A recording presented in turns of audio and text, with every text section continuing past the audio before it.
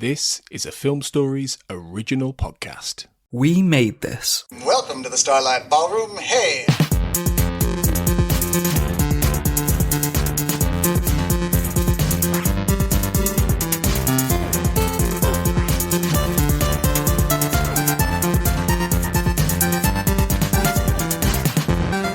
Hello and welcome to Shipwrecked and Comatose, the podcast about Red Dwarf here on the We Made This podcast network. My name is Mark Adams and I am your host for this episode.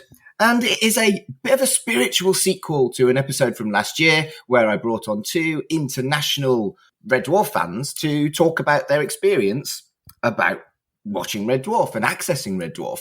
And I've got them both back for a chat about two wonderful anomaly type situations that I wasn't even aware of until I met these guys.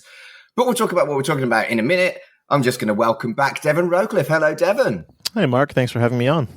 And welcome back to Vinnk, or as I'm going to call you, Kevin. Well, that is my name. So thank you very much for having me on. Really had a fun time the last time and looking forward to it again.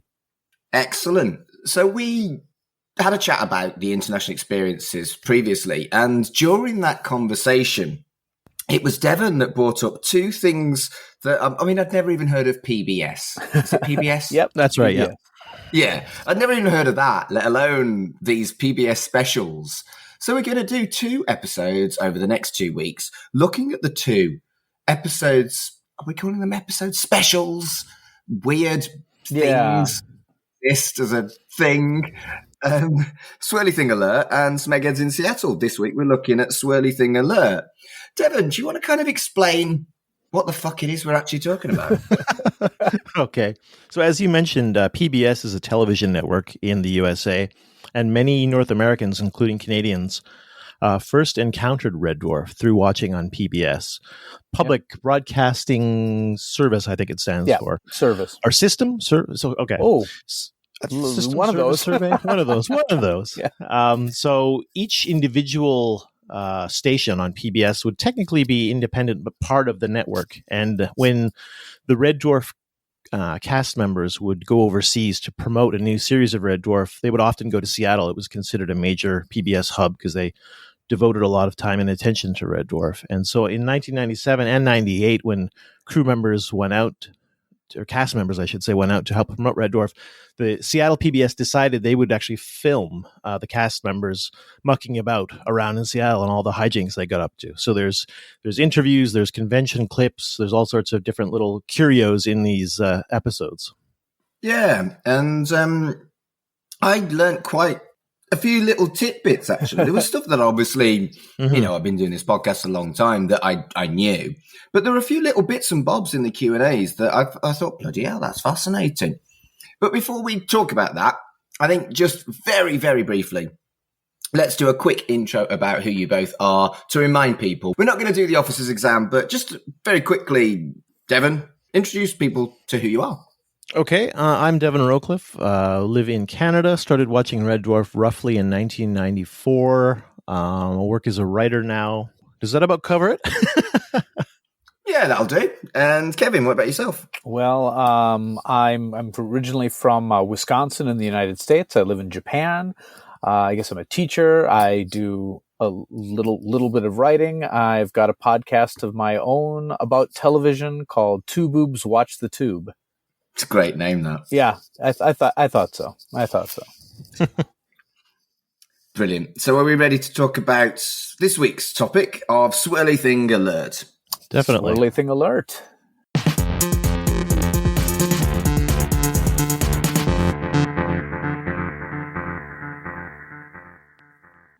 So Swirly Thing Alert was broadcast on PBS exclusively between Series 6 and Series 7 of Red Dwarf. So it was interesting in as much as, I think last time you mentioned, Devon, that there was a big wait between 5 and 6 over in the States, which wasn't the case in the UK. Yeah. Yeah, I think we both mentioned that we were most familiar with series 1 through 5, and we did see series 6 eventually, but it sounded like both Kevin and I were most familiar with 1 through 5. Yes. Yeah, it took a while for Series 6 to get there. I don't know if it was something with the different rights or whatever, but I watched it on videotapes before it ever hit the PBS stations. I mean, I had heard about it, and the internet was around back then. It was like Usenet and things like that. It was, what was it? Rec.arts.Red Dwarf, I think, was the channel to go to talk about it. And so I'd heard a lot about it, but I hadn't actually seen it until I think the videotape versions of it came out before it ever actually hit the airwaves. Were these legal or illegal videotape versions? I was able to acquire, I believe, Byte 2, I think they were called back then, or whatever, legally. And then a friend of mine had made me a copy of Byte 1. So both, I guess. And I have a vivid memory of recording a marathon. The PBS, or at least in Seattle, They would usually marathon over a weekend all the episodes. And I have vivid memories of knowing that Series 6 had been available in the UK, expecting it to be shown, setting the recorder, the VCR, to record all the episodes, going out, coming back, checking it, not seeing Series 6, thinking I screwed up somehow and being furious. Having to wait another year or two to see it, but I suspect that it just hadn't come out yet in North America. Yeah. These marathons, I mean, that's really common for PBS, especially during like pledge drive season, where they're trying to get people to donate to the. You see, these networks are all like they're funded by the public, but unlike the BBC, which takes like a television license, it's mostly voluntary. Some businesses and corporations donate, but like. Most of their funding, is it most of their funding? A lot of their funding comes from what they say is viewers like you. I think even watching the very, very limited stuff of PBS I've already seen, which is essentially these two videos that we're looking at, the amount of viewers like you, it's almost like a catchphrase. Oh, yeah. It seems like they use. Yeah. Absolutely, yeah. And these are fascinating. We definitely didn't get these in the UK. I can't see how we would have even heard about these things. Like you say, the internet was in just its infancy. Yeah. And things like this are on various Red Dwarf fan sites and things like that now. And I'm sure British fans, if you're into Red Dwarf enough, will have heard of them and probably watched them. But at the time, we absolutely wouldn't have got access to this. And it's actually kind of a shame. I think I would have really liked to have seen this at the time. With hindsight, watching it now, it's not as cool as it would have been at the time. But I think at the time, it would have been something really cool to access. Did you feel like you'd got something special, something exclusive that you knew the Brits didn't have? Or was that not really something on your radar? I think it was on our radar that this was just going to be local. And indeed, it wasn't just on the locality. It wasn't just PBS. I think it was actually just specifically the Seattle PBS that had access to this. It's possible that this could have gone out on one or two other PBS stations, but I think this was only shown in Seattle. So it absolutely was quite exclusive. It was my first time to see it. Now, I'd seen other pledge drives or whatever for Wisconsin Public Television. I know they did a pledge drive where not actually bringing them to the States, but they got Doctor Who actors and actresses to record little in-between bits. There's the one with like the Seventh Doctor and Ace standing outside the TARDIS going, "What's the best thing about going to Wisconsin, Ace?" It's like, oh, I'd say it's watching Doctor Who on PBS and the station identification stuff. So fucking corny. It was it's so bad. But like, so a lot of the tapes that I'd watched of these shows were taped during these pledge drives. So they had these little bits and pieces in between where they bring up the things like, if you donate this certain amount of money. Originally, the only way you could get the Smegups videotape was by donating to PBS. Right. It was available as an exclusive for a long time before they actually put it as a mass market release. There were also those sort of relatively generic but also slightly localized clips that were filmed by the Red Dwarf cast members. And That's I right. think if you watch, I think it's DVD Series 8, if you look at the extras, I think they have a lot of those PBS clips. Oh, I'm going to check those out. Okay. I think a lot of these things are unfortunately lost. I do another podcast about Chucky, the killer doll, the TV series, etc. And we wanted to look at it's gone out of fashion, but it's like an old thing where you phoned up a premium phone line to get a conversation with Chucky or Freddy Krueger or WWE wrestlers or whatever. Yep. And a lot of the WWE ones, the Freddy one is still around, but I just don't think it exists anymore, the Chucky one, which is a real shame. And I think stuff like this, we're kind of lucky if people have randomly still got it and stick it on YouTube, because there's a lot of stuff out there that I would love to see as a curiosity. Oh, yeah. That I'm never going to get to see. Yeah, there are websites out there like the Internet Archive that their sole mission now is to collect all these obscure curios and to put them online. But it's relatively new. Most people don't know about it. So even if they do have something that they could upload or donate to this archive, they're probably not even aware of it, sadly. But it's more and more of these things are being collected now. But yeah, 20 years ago, there was no way people were thinking about, I need to preserve this for the future. Well, exactly. And you talked about Doctor Who. So, you know, the big thing there is that the BBC deleted quite a lot of their early Doctor Who. And bits and bobs of that have been found. And I wonder if there's actually anything that's completely lost on Red Dwarf. I'm not aware of anything but there could be stuff that's completely lost about Red Dwarf. Whereas the only thing that's really hurt is that Chucky thing, because I'm a massive fan of Chucky. I mean, it's this could have easily been a lost thing had someone not put this up on YouTube. As I said, I'm not from the Seattle area, so I'd never seen this before. This is the first new Red Dwarf I've watched in a long time. I mean, it is what it is, and we'll talk more about how it's very much a product of its time.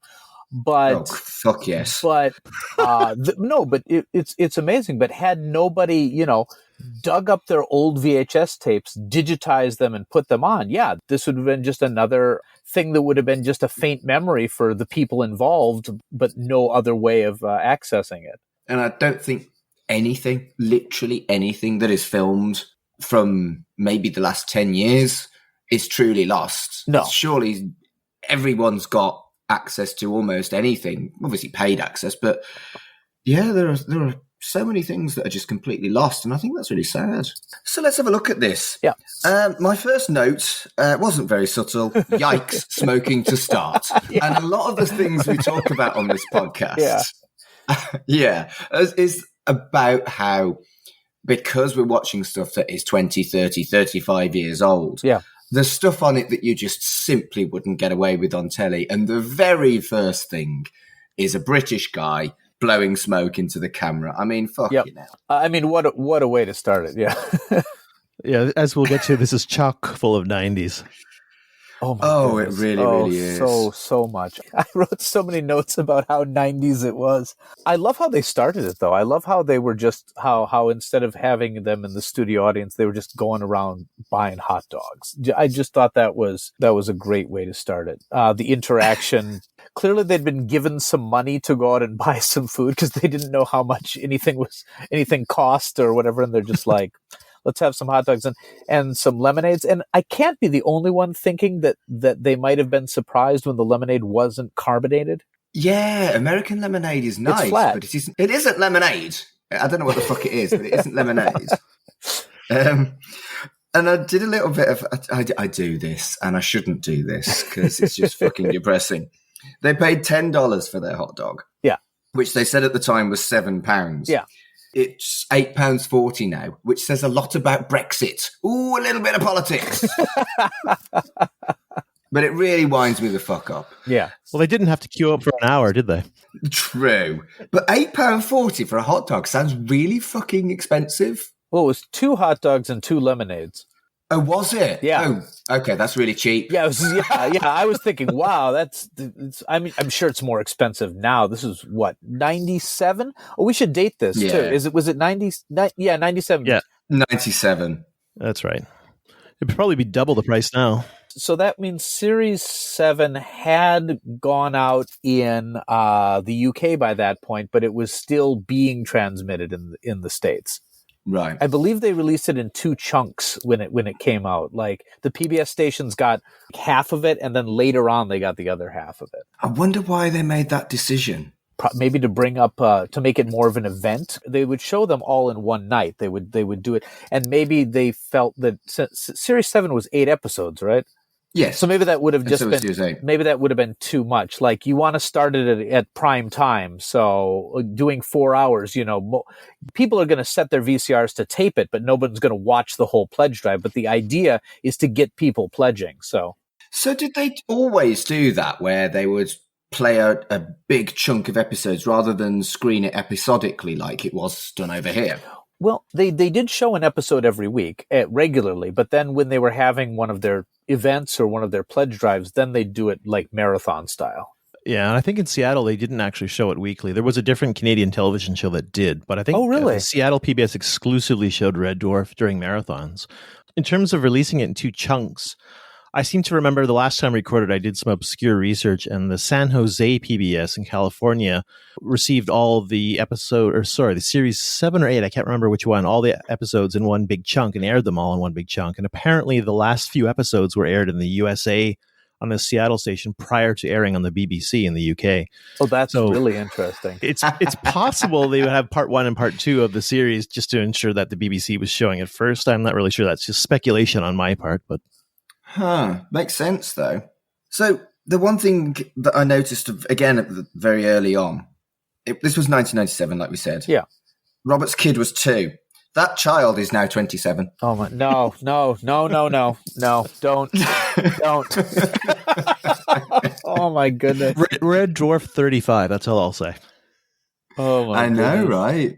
We're actually recording this just a few days after Red Dwarf's 35th anniversary, and I don't know about you, but that made me feel fucking old. Only if you acknowledge that it's true, which I haven't, so. And I have this little thing in my head saying, well, I didn't actually start watching in 1988, so I can't be that old. Yeah, true. I didn't either. That's true. I started maybe 92, 91, 92, something like that, so... I think I mentioned in the last podcast, but I started in series 4, and then I was watching it weekly each one, and then I watched Back to Reality, and then the next episode I watched was The End, and I was so confused. I was just so confused because the way Back to Reality ended, it kind of looked, and so I thought, the episode called The End, I'm like, oh my goodness, Red Dwarf is ending. I didn't. Again, pre-internet days, where it was just listings, and I watched, and I'm like, are they, blew my mind, and then I watched it all through again. But I think that's one of the great things about watching it in the States is they reran the early episodes just as much as the later ones. Oh yeah, like I'm more familiar with Red Dwarf Series 1 than any of the series. Oh yeah, easily. I think it's 5 and 6 for me, just because they were the ones I enjoyed the most, and most of my access was via VHS. So I think it's genuinely from that time, it's mainly due to access what you're most familiar to. Would you agree? Yeah, I think so. Because I became a real fan around the time I was doing the rewatch of Series 1 and 2. So I taped those, and before I was just watching it when it was on. But I taped those and I watched them 1,000 times. I don't even need to watch Red Dwarf anymore because I can just play it back all in my head, Yeah. Actually, I mean, we'll talk about this later, but during points where they're asking the cast is quoting Red Dwarf quotes, I'm like, nah, you messed that one up. That's not it. Yes. They would defer to the fans constantly because they're in and out of episodes in terms of filming. They're not the nerds like we are. Oh my goodness. And I think that's kind of the same with any fandom. Oh, yeah. Fans seem to expect people to be able to quote one line that they read 20 years ago. And it's like, no, they're not going to be able to do that. They're not as much. Bizarrely, even when you're in something, you're not as big a fan as the majority of the people that you will see at a convention. Oh, definitely. Yeah, they're basically just regurgitating the lines, forgetting it, and then ramming the next few episodes into their head. So it makes sense that they forget a lot of the content. Of course. I got to say, one thing I just absolutely adored about this video was just the amazing chemistry between Robert and Craig. They just looked like they were having so much fun. Yeah, especially considering that it was usually Craig and Danny who would go out clubbing and hanging out during the early first series. So it seemed like there was a very good bond built up over time between Craig and Robert. Yeah. Definitely. One thing that I put in my notes was how it was interesting that they were talking about how the series didn't really get any like critical, it didn't really hit its stride until series 3 in the UK, and how series 1 and 2 were just these tiny little niche things or whatever, and that it was getting more critical acclaim in the US before it actually got any awards in the UK. That surprised me. I didn't know that. Yeah, I don't know. To me, it seems like it makes sense that the BBC looked down on it. They clearly didn't want it to be as successful as it was, and they seem to do that a lot. I can understand why. The BBC is infamous for hating sci-fi, aren't they?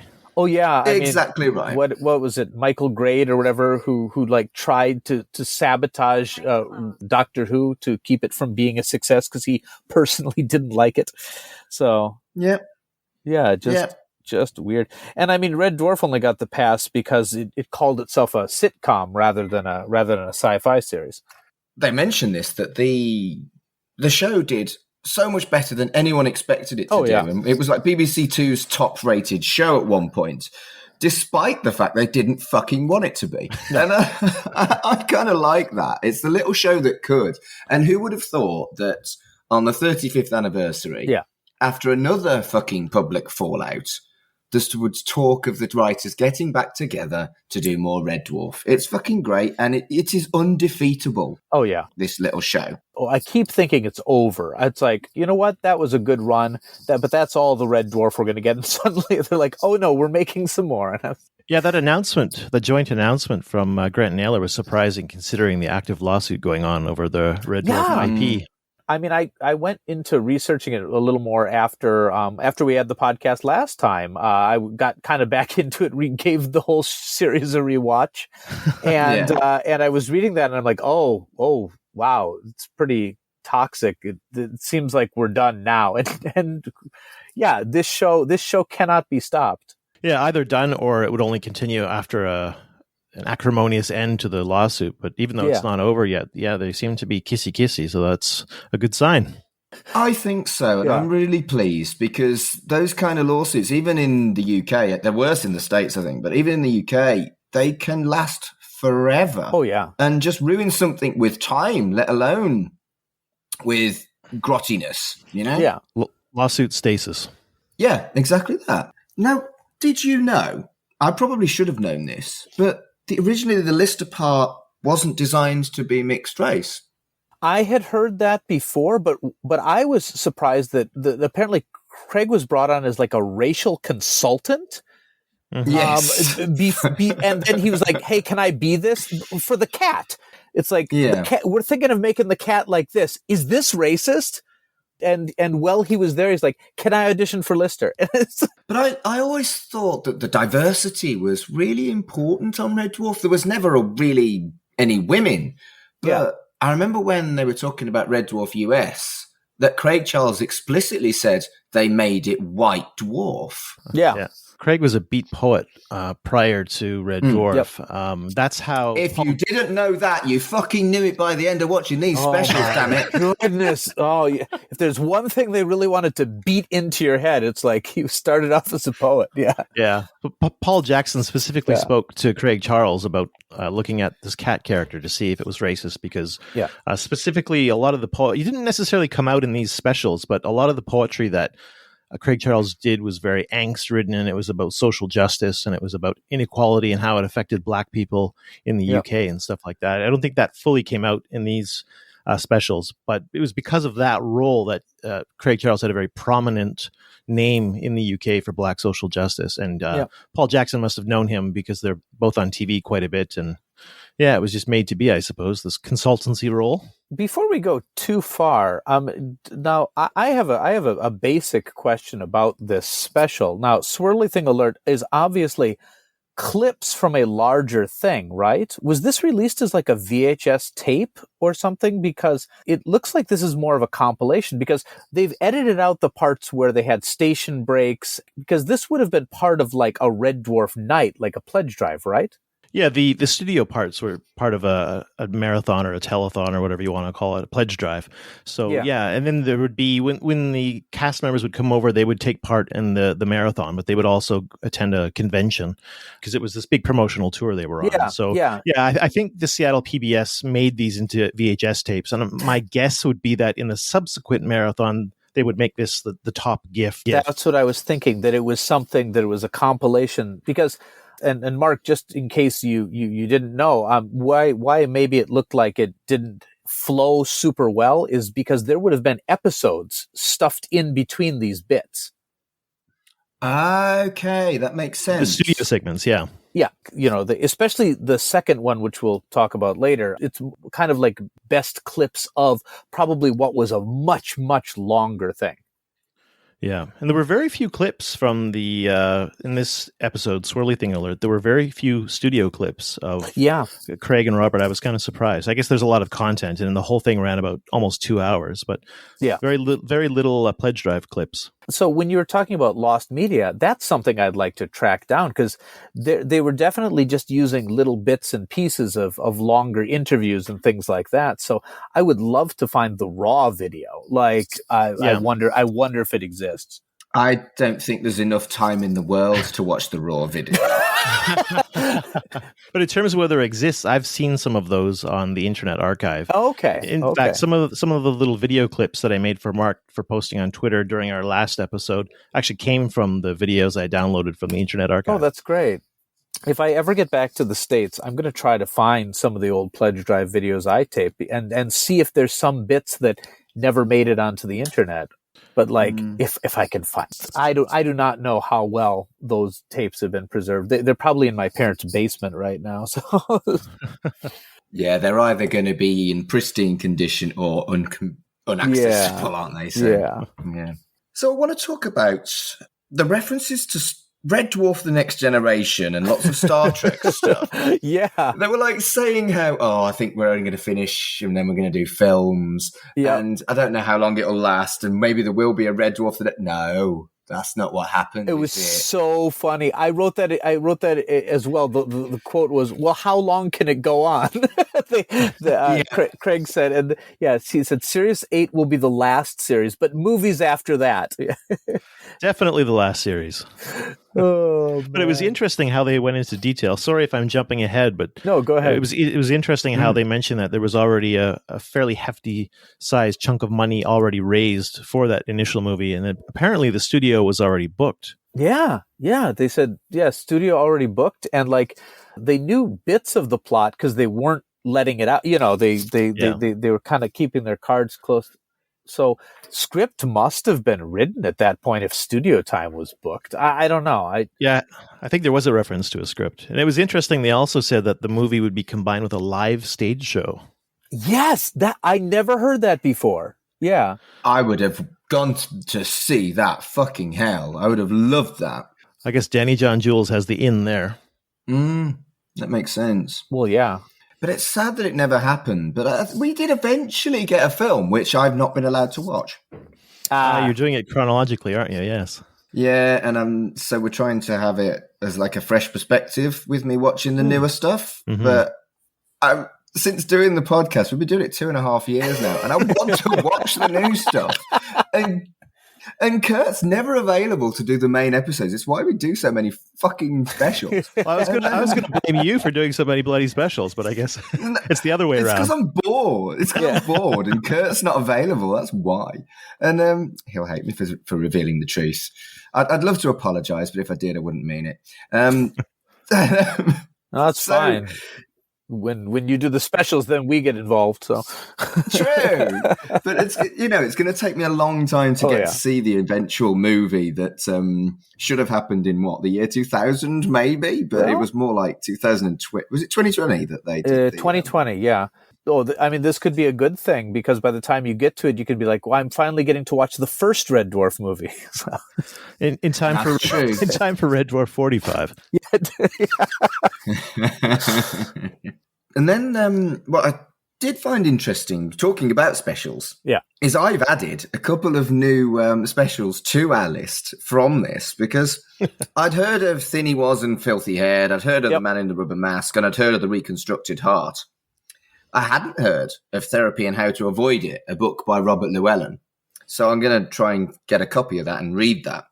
And also I had no idea about No Other Blue, which was Craig Charles's poetry anthology. And I think they would actually genuinely be very interesting things to take a look at. Have you already done Craig Charles Live on Earth? No, but it's on the list. You've already seen half of it because he kept quoting it this whole special. Really? Anything that was funny, like that wasn't a Red Dwarf quote, was a quote from his stand-up. Like there were so many. Most of the poems that he read were from that stand-up special. He would be asked a question, then he would move into like doing a bit. So many of them were either from Craig Charles Live on Earth or from his second stand-up special. What was it called? Sick Bag or something like that. I don't remember. Yeah, it was called Sick Bag. But it's interesting, isn't it? At the time, you could have absolutely got away with that. Oh, he completely. knew it was only being published in Seattle. Yeah. So therefore, he could rehash all his material rather than writing new stuff. Yep. And Craig Charles Live on Earth, I mean, I'd seen as a bootleg, but it has still never received an official release. You can watch it on YouTube now, but like at that time, there was no way to see it unless you were like one of the diehard fans, which meant you were probably in Seattle watching it anyway. So. That is almost a culture that's completely gone now. Is that I think it's tougher for stand-up comics to keep creating new stuff when they never really used to need to do that. No. Yeah, with the internet now, you can't really hide any content. I mean, I'm hearing North Americans use the term full stop, not grammatically, but just to emphasize a point. And I don't think they even realize full stop means what in North America is called a period, a grammatical, the end of the sentence. That just goes to show you the power of the internet now. So there's absolutely no way of hiding content between continents these days.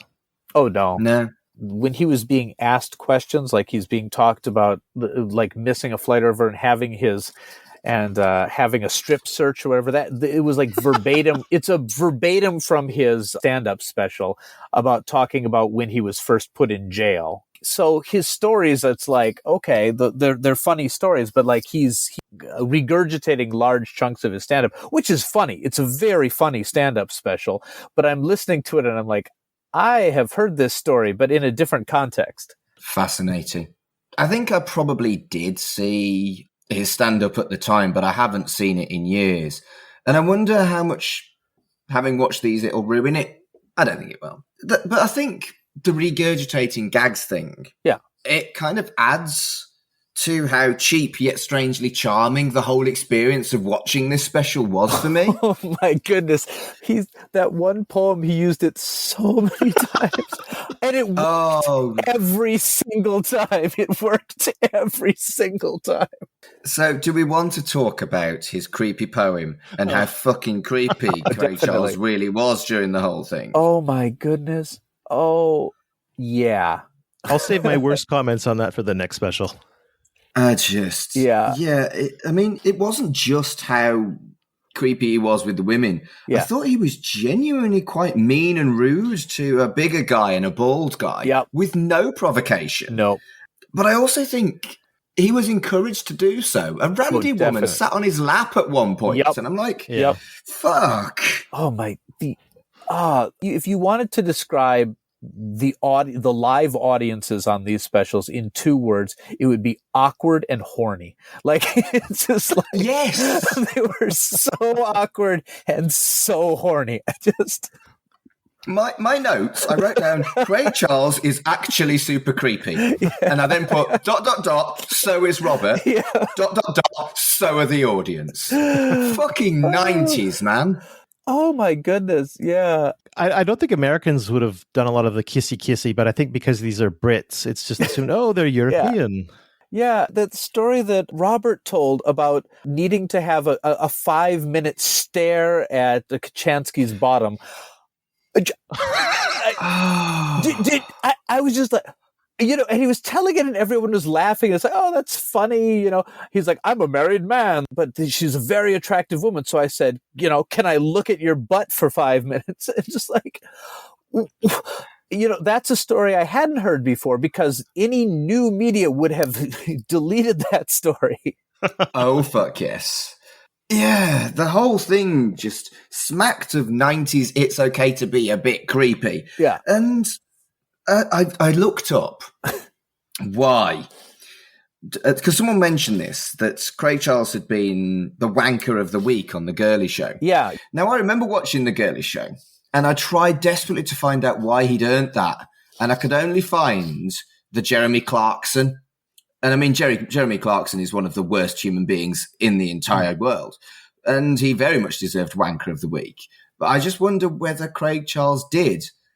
But having watched this, yeah, you probably did, mate. Yeah. Well, going back to Robert supposedly staring at Chloe Annette's butt, I remember Chloe Annette doing an interview in some small obscure PBS, I think it was in Iowa or something, and she made it very clear that it was a very blokey cast and very blokey crew. Oh, yeah. After listening to that comment from Robert, yeah, I can definitely see why. I don't know, in subsequent interviews of things, he always seemed to be the adult in the room. Yes. So I was like, the audience was so awkward though. Oh, and they were eating it up though. They loved all that stuff. So I do have some experience as the host doing the Joel McHale or the George, Sure. whatever his name was. And I'll be honest, big kind of obsessive fandoms, they're all a little bit like this. Oh, yeah. I've done wrestling Q&As with quite famous wrestlers, I've done with Razor Ramon, I've done with Wow. the Honky Tonk Man and a couple of others. And the audiences there were all very, very similar to this. And this was only 3 or 4 years ago, not 1997. So it was fascinating to me to see how, okay, maybe the venues are a bit nicer. Maybe there are a few more production values on these sort of things. But the audiences haven't really changed. No. I suppose, especially when you have something that is not considered mainstream, especially in the United States, if you'd had to have been introduced to Red Dwarf, you're not going to accidentally find it. It wasn't that popular. But among those who watched it, you had like any small niche fandom or whatever, people get really into it. Did you see in the video how many handmade things there were? There were. And yeah, that still happens. And how many weird gifts were being given to them? Again, that still happens. I want you to have this umbrella hat. Which have no relevance to Red Dwarf whatsoever. Have you ever seen Red Dwarf? Did you? Hey, she's a hustler. She's getting her gear in there. Yeah. I don't know. The thing about homemade stuff, it was so crude here, whereas, cosplay is a huge culture in the entire world now. So it's much more sophisticated. But it doesn't feel like it's just an ever so slightly more sophisticated version with modern fandom and conventions and that sort of thing. And again, that was so fascinating for me to watch as someone who's gently dipped my toe in being on the other side of that. Sure. It was like, fucking hell. This is what I would have had to have dealt with in the 90s. Oh, man. The couple in the gingham dresses, that was pretty funny. Oh, yeah. Oh, I enjoyed that. One of the things that was really interesting was obviously we're going to talk later about how much repetition was in this video because everybody's asking the same questions. But some of the questions were so, you couldn't really exist except in a time before easy internet access. You know what I mean? Because some of them were so, all it would take is a very quick search, and you wouldn't even ask that. You'd still, at these, they still have Comic-Con, they still have things, and people are asking some more obscure questions, or what was it really like behind the scenes, or, but I mean, they were asking just plot things from episodes, or what are the lyrics in the theme tune? And, it's just and I found it charming. It was actually charming. And I loved that the cast didn't get so angry at being asked the same question for the fifth time within this special they were asked it. I can't imagine how many times they've had to deal with it in their lives. It feels like you needed a little more patience in the 90s. Oh, yeah. And a lot of the questions were probably more appropriate for the writers rather than the actors. But these people didn't care. Let's just ask questions about Red Dwarf because there's someone related to Red Dwarf in front of me. Yeah. And I thought they actually did genuinely quite well. Oh, I thought so, at finding a way to answer questions that simply shouldn't have been asked to them. Yeah, a lot of continuity questions and things like that. There's no way the cast members would have known. As you mentioned, Mark, it's probably a lot better for the writers to answer, but they obviously weren't there. Yeah, and I mean, not everyone can ask to sit on their laps or things like that. They have to. Well, my other one was that younger girl. She was like, I know a lot of people have come up and asked to sit in your lap or asked for a kiss, and I'm not going to do that. I'm like, good for you. And she's like, but in the future, can you be nude? It's just like it's so awkward. It's just so. And it was her that made me add, and so are the audience. Yeah, for my everything is creepy. It was a hornier time, Mark. Oh, people are still horny. I've got Grindr. We just know how to behave. Fuck. What was it like when Craig Charles was like, oh, the girl wearing the, what was it, Hello Boys t-shirt? Was that it or whatever? Oh, and Craig Charles makes, and he says, oh, and that's what I like to see, cleavage you can ski down or something like that, which is a line from Red Dwarf. It is, but it just felt so much worse when it was applied to a living person, just. And I think there's always a weird kind of amalgam of the person and their character when it comes to conventions. It was almost like it was Craig Lister or Dave Charles, Yeah. He had to slide in and out of, I suppose I'm going to use a term from wrestling because that's what I know, kayfabe. And people do that still. They talk about how they might be their real name, and then they talk about how they might be their wrestler's name, and they do slide in and out in these Q&As. And it's a fascinating, weird little culture that only really happens at this kind of thing. Mm-hmm. And I noticed that when questions were posed to the crew members, or the cast members, I should say, they were often asked in the name of the character, not in the name of the actor, even though they were specifically posed to the actors. So some people might have had difficulty breaking the kayfabe, as you can say. Mm. Oh, I would say. And I thought it was fascinating, absolutely fascinating, that Americans who consider the British to be very, very polite exclusively referred to them as Mr. Charles and Mr. Llewellyn. Yep. Absolutely fascinating. We are not that fucking polite, and we fucking swear more than you lot do. And the stereotype is not only wrong, but almost a hypocrisy from you lot because you're so fucking polite. Well, there was so much British television, at least in Canada, I assume in the US as well, on some stations, but there was so much British television in the 90s in Canada. And most of it was showing, the upper classes and... Yep. Upstairs, downstairs. Yeah. Fair. You didn't have a lot of, what's the Peckham comedy? The two swindlers selling Only things. Fools and Horses. Yeah, you didn't have a lot of stuff like that on Canadian television. So the image of British people was all very genteel and upper class. Okay, I guess that makes sense. But it's weird that even though the world has got smaller, because this really does show us how the world has got smaller. Oh, yeah. And we still have that incredibly outdated stereotype about British people. The one about teeth, maybe there's something to it. But the politeness, just no. It's just not fucking true. Yeah, it would take about one day in London for Americans to realize that it's mostly fiction. I enjoyed, and maybe this is just a reminiscence from the 90s, but I enjoyed how much the visiting cast members enjoyed being in America, and we're talking about I just enjoy America being portrayed in a positive light because it's been so long. I don't know. Maybe it's just, I haven't lived in America for a long time. Maybe if I still lived there, I'd have a different idea. But like a lot of the time when I hear about my home country, it's not good news. You know what I mean? So seeing them like enjoy that little festival and kind of interact with these fans and talk about it was so nice. And it was 97. It was before, I don't know, or maybe I was too young to know, but you know, it was a simpler time. Yeah, and specifically Seattle has it can be an edgy city, but I think Sure. for the most part it's a pretty soft place, shall we say, culturally. So they were inserted into a friendly part of the country. Yeah. And they refer during one part to a convention in Chicago where they had thousands of people come. He's telling the story about a woman who waited in line for 4 hours for his autograph and then fainted when she arrived. Which is adorable. That was definitely Visions in Chicago. That's a convention that I went to.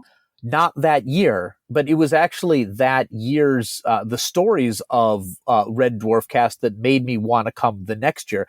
Because apparently Craig Charles got in trouble for swimming in the fountain in the hotel lobby. Like, got really drunk and like was kind of like told he couldn't come to that convention anymore or something like that. So instead they invited Chris Berry the next year. And that's the year that I went. But unfortunately, that was also the year he got married. So he canceled at last moment. So there were no Red Dwarf stars there that year. But yeah, that convention was probably the largest one in the Midwest. And that's where people who would have seen these people, yeah, Craig Charles had been there. Danny John Jules had been there one year. Hattie'd been there. Maybe that's it. But yeah, doesn't exist anymore. But it was a pretty large scale. It was a science fiction convention that didn't do any of the main fandoms. It was billed itself as the unconventional television convention. So it would be focusing on the like more obscure things, a lot of British sci-fi, like Doctor Who, Red Dwarf, but also like less well-known things like the short-lived comedy sci-fi called Quark, if you've ever heard of that. It was produced by the same people who did Get Smart. I've not seen it. It might be interesting because I would be surprised if it wasn't a little bit of an inspiration for Red Dwarf, because it dealt with it was set in space, but it dealt with like people who I believe were sanitation workers. Okay, so that does like sound a bit. it's very like it's not the captain and it's the menial staff. That was the idea, but maybe not, because I don't know if it even hit the UK, but it was short-lived little thing. Sounds like Red Dwarf Series 1. Very much, yeah. I mean, what was the inspiration that the writers said in the DVD commentary? Definitely Dark Star, of kind of like the monotony of being alone in deep space and things like that. But yeah. So I want to tease out some facts that we learnt that, for me, I've got a couple of things that I've noted down that I thought were genuinely interesting that I didn't know about. And first of all was a couple of what inspired Robert Llewellyn with the way he played Crichton. Herman Munster and Lloyd Grossman. Yeah. Do you two know who Lloyd Grossman is? Only from this special. Right, okay. So I'm going to do a terrible impression of Lloyd Grossman that literally every British person will get. And almost every British person can do a reasonably good Lloyd Grossman impression. Who would live in a house like this? For all the Brits, they would recognise it and they can do that. But it's fascinating that neither of you know who Lloyd Grossman is. He's an American? Yes. He presented MasterChef, which was a cookery... Oh, okay. I know MasterChef, yeah. Okay, he presented British MasterChef for years.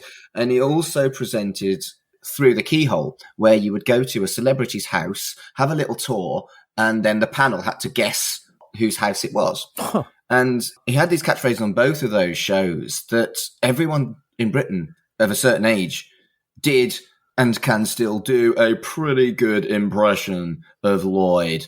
And it's the fact that it was referenced on this to an audience that wouldn't know who the fuck he was, particularly in the 90s.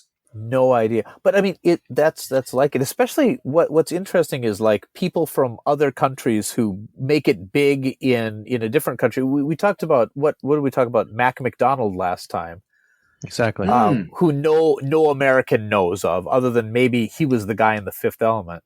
I was about to say Fifth Element. He was the cop in the car, wasn't he? Yeah, but other than that, there's people in Japan like that too. There's foreigners who made a career here being Americans in Japan. You know, they're on television or whatever. There's one comedian who has this catchphrase that goes, "Why Japanese people?" That's his catchphrase, and I don't find him very funny at all.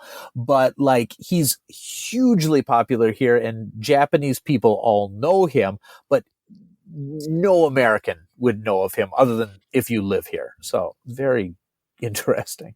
That reminds me of a Canadian stand-up comic. Her name slips me, but when I was in the UK between mid-2000s, let's say, she was just making her name over there in the UK, and she was on quite a few shows, actually.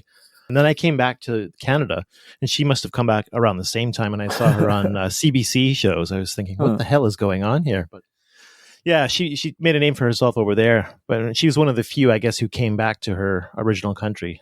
Had to start from scratch. That's so interesting. Yeah, so neither of you know who Lloyd Grossman is, but Herman Munster, you both know. Of course. Must do, surely. Mm-hmm. And I'd never thought about it until he said it, and now I'm like, fucking hell, it's basically a Herman Munster impression with a Lloyd Grossman voice. Yeah. It's flabbergasting how simple it was, really. Yeah. Well, it's such a weird amalgamation because not only is there a Lloyd Grossman Boston drawl, which is unique to Lloyd Grossman, but he says it's overall, Robert Llewellyn says the Crichton accent is from Vancouver. Yeah. Which is where I'm from. Yeah. You don't sound like Crichton. It's all a lie. Oh, you're not Crichton? I thought that's why you were on this cast. Oh, okay. Well. Sorry, gentlemen. This is how we sound in Vancouver. But yeah, it is such a weird amalgamation, just like the cat character, I suppose. Yeah, which they discuss in the next special. We'll look at that at another point, I think. Mm-hmm. Was there anything else that you two particularly picked out as like, fuck, that's cool from this special? Oh, how long of a list do you want here? Go for it. You have talked about how it was awkward that in Series 7 there was no studio audience and the pros and cons of that. It was interesting to hear Craig Charles talk very excitedly the fact that there was no studio audience for Series 7. So I think it was a bit distracting for the cast members having to play to the camera, but also having to play to the studio audience. And in this series, in Series 7, they were able to focus just on the cameras, which makes sense. But obviously, there's downsides. Like, it feels quite jarring when there's no laughter and whatnot. Craig Charles mentioned he was proud to perform his own stunts, which was interesting. Yeah. There weren't a lot of things that you would expect would require a stunt double, but it was interesting to see that they've never used a stunt double for Craig before. I think there were a lot of interesting little tidbits that are quite poignant with hindsight, actually. Stuff like they were pleased there was no studio audience, but that was one of the biggest criticisms of Series 7 was that it felt soulless for that same reason. Yeah. There was quite a few bits and bobs like that, the film that never happened, etc., where it was like, damn, they had all these things that this is definitely fascinating to watch with hindsight, I guess is what I'm getting at. Oh, yeah. Right? Yeah, they really did think films was going to be the way that it was going to go, and which is still what they think these days. That's where the big money is, I suppose. And that's ultimately why Series 7 and 8 had 8 episodes rather than 6, as they were gunning for selling the syndication and then, I suppose, dumping the television and moving straight to movies. Yeah. Yeah, just really interesting. I mean, since I've watched so many interviews and things like that, there weren't many like brand new stories that I heard, but some of it with the context, like when they were talking about fans' reaction to the CG elements being added rather than using the model shots that people were most like, they seemed so excited about that technology at the time. They were saying, like, you know, the Red Dwarf was moving ahead with the technology. You know, that's interesting because, like, what's fun is, like, on later commentaries, the same cast, when asked those questions, kind of admit that it looked kind of cheesy, but like it was probably somewhat cutting edge at the time. But like their own thoughts can change. Also, I didn't realize that Series 7.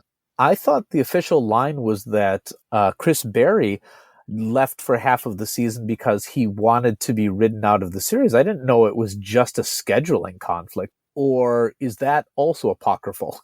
I don't know. The first I heard about this was watching this for this special. Yeah. I just was under the impression that it was to do with the fact that he had too many commitments for Britas. Yeah. And I didn't know that he was like, write me out, but bring me back. But I'm glad that he was in a way, because it's. I think Series 8 does benefit from having him back. Oh, it does. But then it kind of, it seems like they spent 2 episodes of having him leave, and the whole thing with Blue of bringing him back. It kind of depletes that.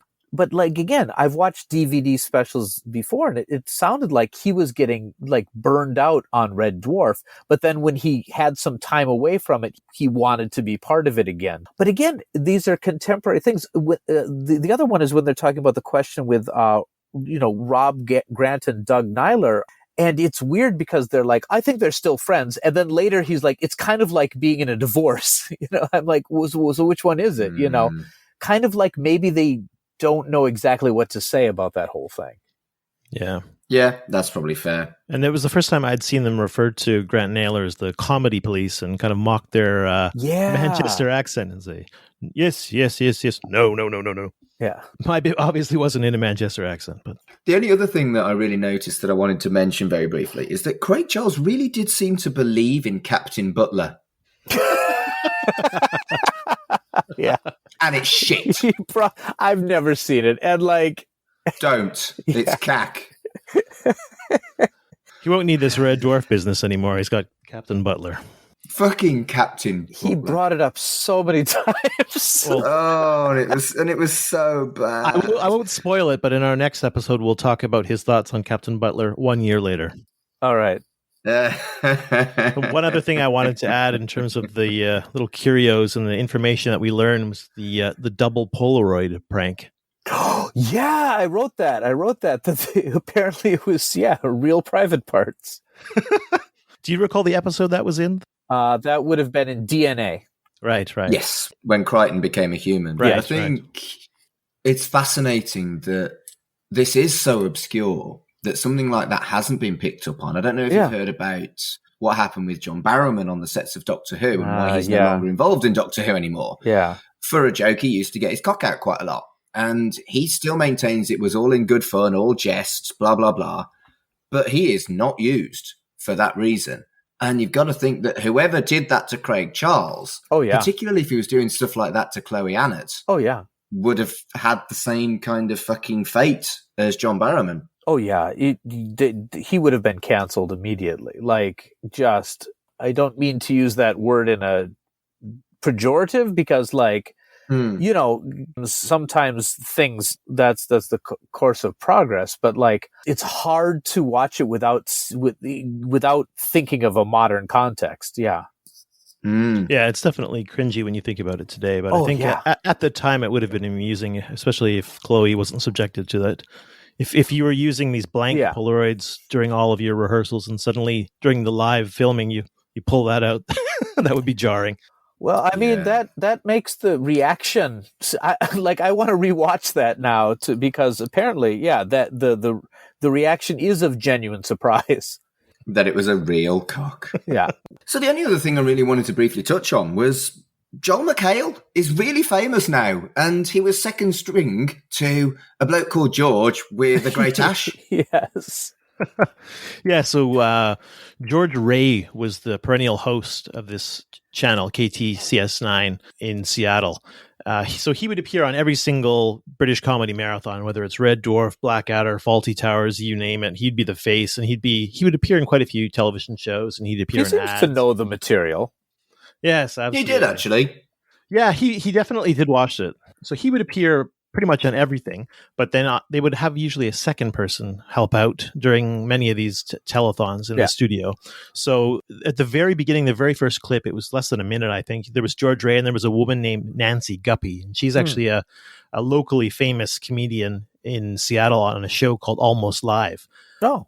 So Saturday Night Live is a really popular show on NBC that would air at 11:30. It would go about an hour and a half to 1 a.m. But everywhere in the U.S. it would show at 11:30, except in Seattle, where there was a half-hour show that pushed Saturday Night Live back to midnight. So this half-hour show ran from 11:30 to midnight. It was called Almost Live, and it was a locally made Seattle comedy that would run skits kind of making fun of itself. It was very self-deprecating, and sometimes cast members from that would come on and help out. So the woman we saw in the very first studio segment was Nancy Guppy. She would show up again in the second studio clip, but there was also Joel McHale, as you said. He only had a couple of lines in the whole thing, which is kind of funny because he's so famous now. But as you said, he appeared in a bunch of shows. Community was probably the most famous. It ran from 2009 to 2014 on NBC. I've never actually seen it.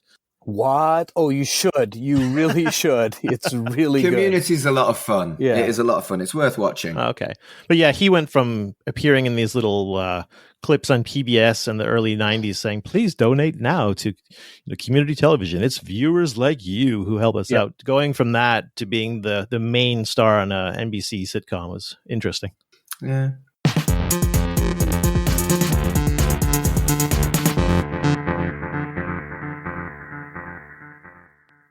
So, gents, it's been a lot of fun having you on board for another one of these international chats. Well, it's been a pleasure to come on.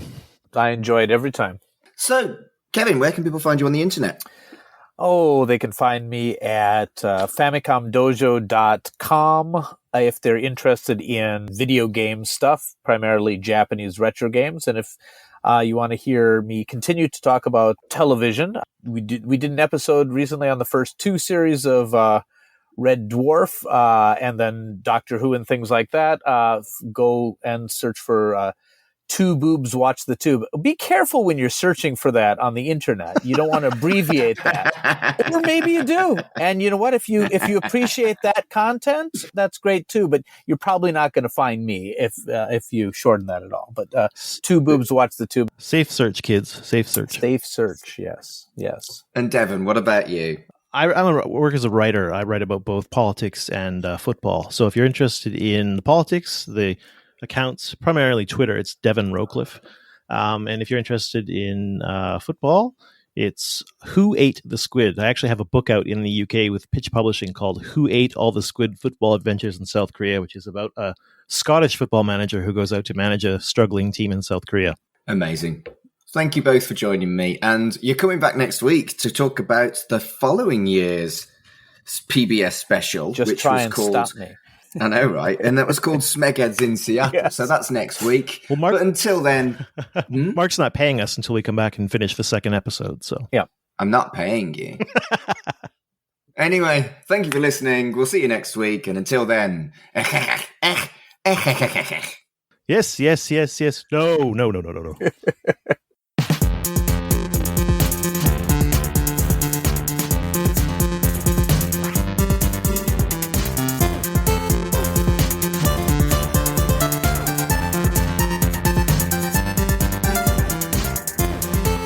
Shipwrecked and Comatose, a Red Dwarf podcast, was created and produced by Mark Adams and Kurt North.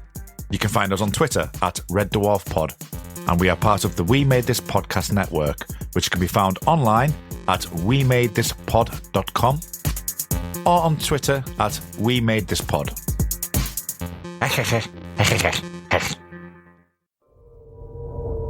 Hello, and this is Chucky Vision on the We Made This Network, the podcast for all things Chucky.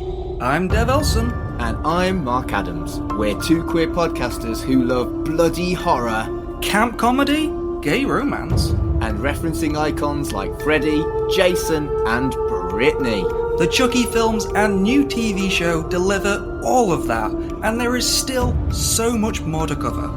So if you want to play, find Chucky Vision on Twitter at Chucky Vision and on all good podcast providers.